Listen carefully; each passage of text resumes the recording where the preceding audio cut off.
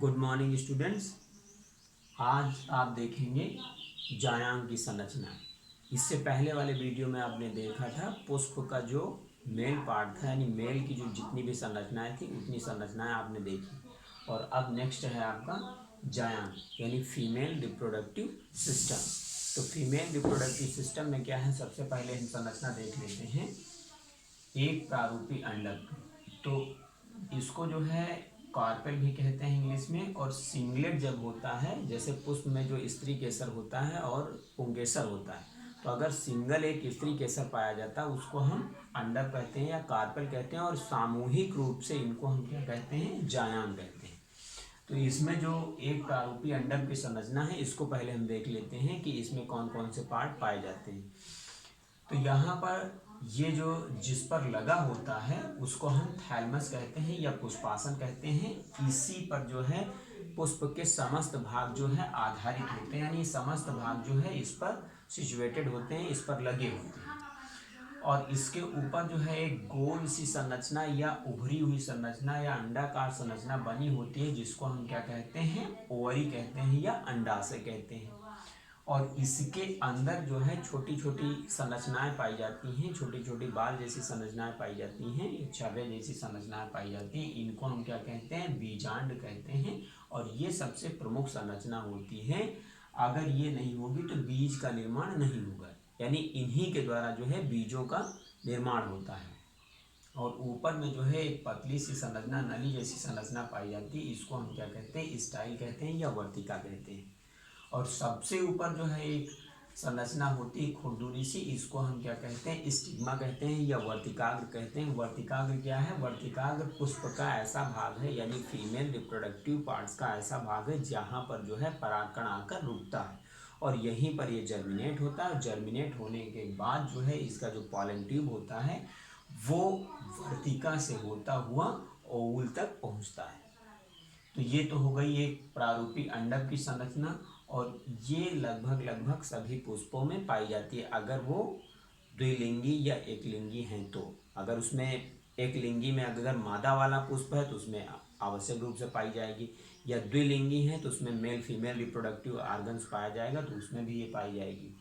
अब आगे के डायग्राम में हम देख लेते हैं। आगे के डायग्राम में क्या है, एक ओवुल्स का जो है हॉरिजॉन्टली सेक्शन, ये ट्रांसवर्स ना होके ये अनुदैर्ध्य सेक्शन दिया गया है, यानी ये जो है एलएस दिया गया है, लॉन्गिट्यूडनल सेक्शन। तो इसमें लॉन्गिट्यूडनल सेक्शन में इसके समस्त पार्ट आपको दिखेंगे, इसलिए ऐसी संरचना बनाई गई है। तो यहाँ पर जो ओवुल्स होता है ये पूरा का पूरा एक बीज बनता है। और ये संरचना जो है ओवरी के मोस्टली अंदर पाई जाती है। अगर जो अनावृत बीजी होते हैं उनमें बाहर ही पाई जाती है, जैसे आपका साइकस हो गया या पाइनस हो गया, इनमें जो है बाहर ही पाई जाती है, इनके ऊपर आवरण कोई भी नहीं होता है। तो आगे की संरचना में सबसे पहले हम देख लेते हैं, जहाँ से ये लगा होता है उसको हम क्या कहते हैं, बीजांड व्रंत कहते हैं या इंग्लिश में फ्यूनिकल कहते हैं। जैसे आपके पुष्प लगे होते हैं तो पुष्प व्रंत कहते हैं, या पत्ती लगी होती है तो पड़व्रंत कहते हैं। उसी तरीके से यहाँ पर इसको हम क्या कहते हैं, बीजांड व्रंत कहते हैं।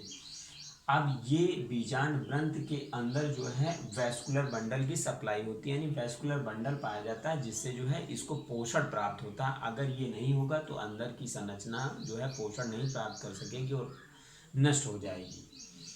तो जो हरे से दिख रहा है ये क्या है, वैस्कुलर बंडल है, यानी फ्लोएम यहाँ पर आवश्यक रूप से होगा तभी यहाँ पर पोषण पहुँचेगा। नीचे की तरफ जो है हल्का सा जो है ये खांच बनी होती है, जिसको हम क्या कहते हैं, हीलम कहते हैं या नाभिक कहते हैं।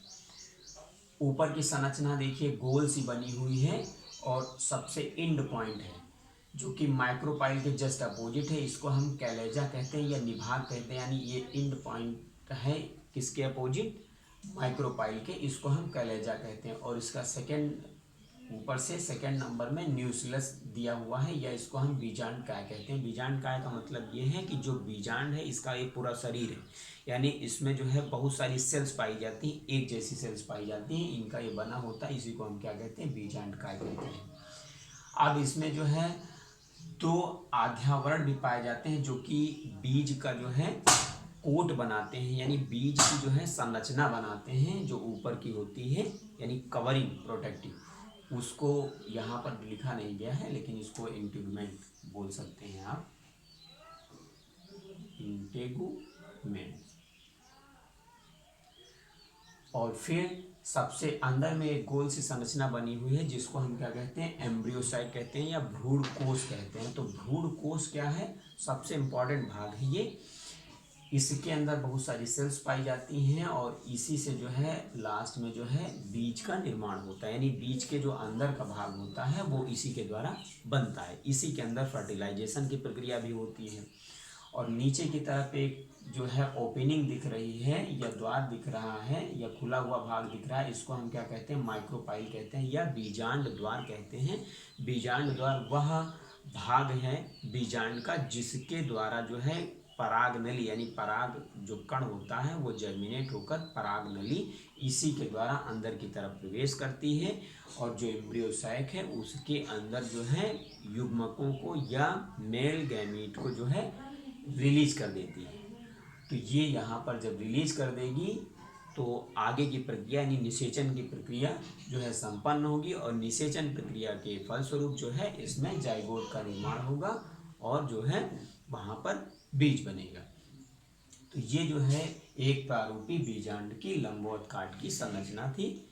तो इसको आप जो है पढ़ लेंगे, डायग्राम बना लेंगे, जो चीज़ ना समझ में आए वो चीज़ हमसे कमेंट्स में पूछ लेंगे। थैंक्स।